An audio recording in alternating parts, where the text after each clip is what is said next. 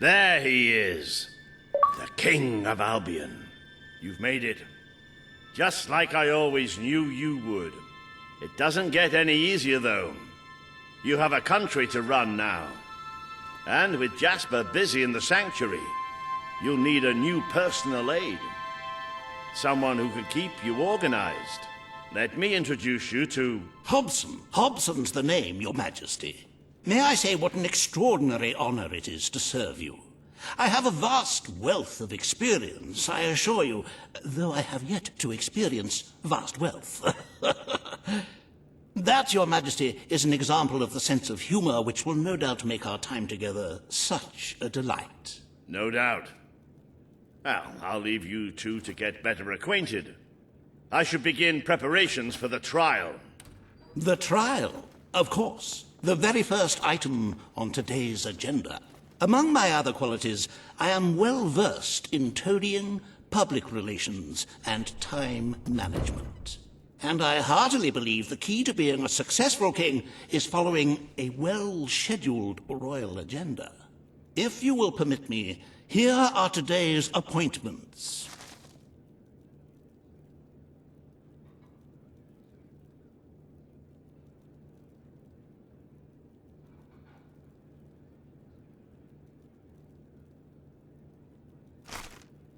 I'm sure you will do a marvelous job presiding over your brother's trial, which, as I said, will be your very first royal duty. Your subjects await in the throne room for what is sure to be an historic occasion, Your Majesty.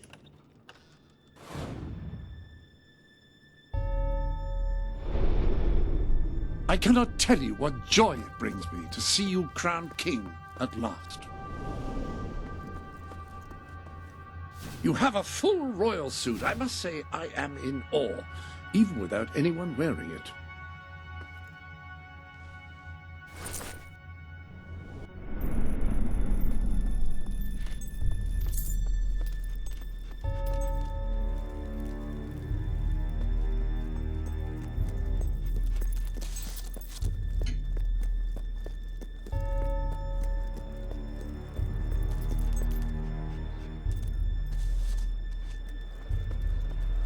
All stand to attention for the King of Albion.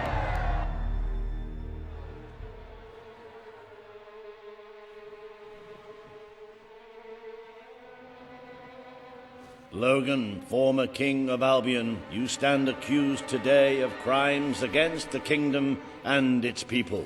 Those who brought you to justice will now speak. There's not a soul alive in the kingdom who hasn't suffered for his glory, and plenty who've died for it. I says, let him have some death of his own. Look, I'm not one for lopping people's heads off, but we saw Major Swift executed like it was a bloody circus act.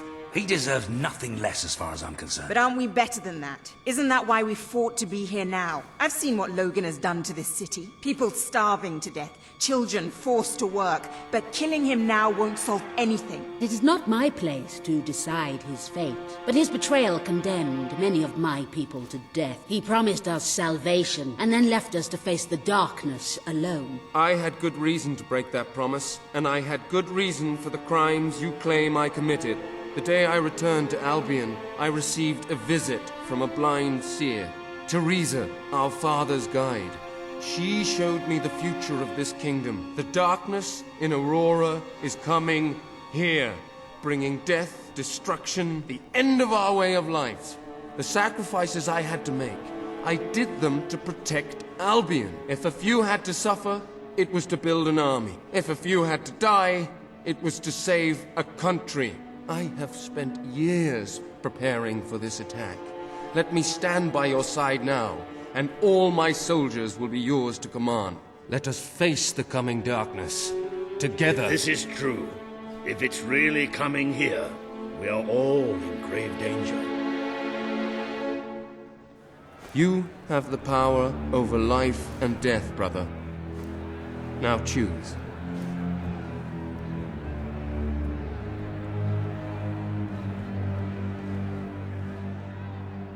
Your brother's fate... This is not the time for revenge. We need your help, Logan. The king has made his decision. Logan's life will be spared.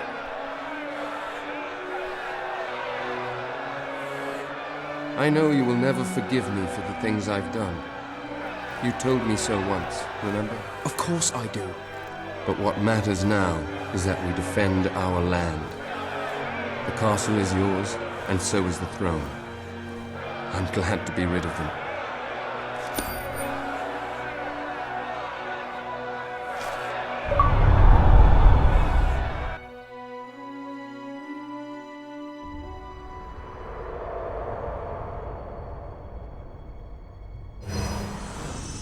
You have fulfilled the first part of your destiny. You were little more than a child when you left the castle. You have become a hero, a leader, and now, finally, a monarch. But your journey is not yet done. Now you are king. You can know the truth. Albion will soon be attacked, and the threat could not be greater.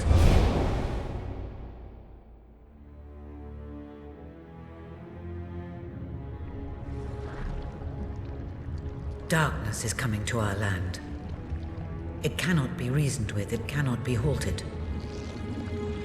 The ruler of Albion is all that stands between the world we inhabit and that darkness. That is why you had to take your brother's place. The course of history demands it. If you do not succeed, everything we know will come to an end.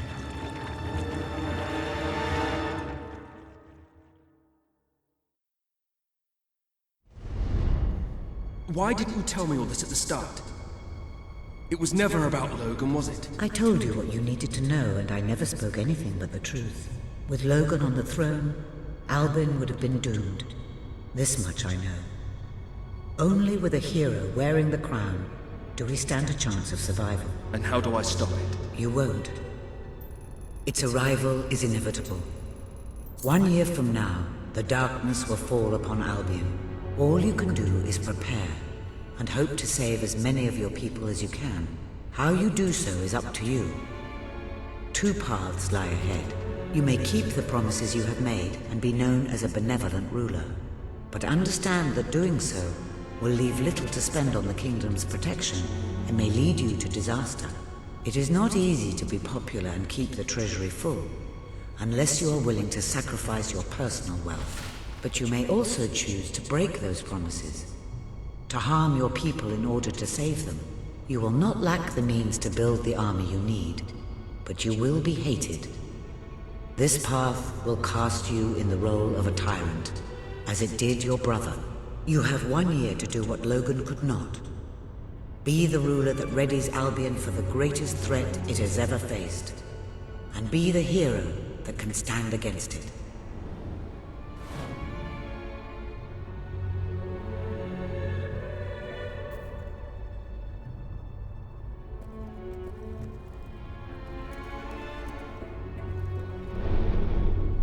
I'm afraid your property was irreparably damaged during the battle.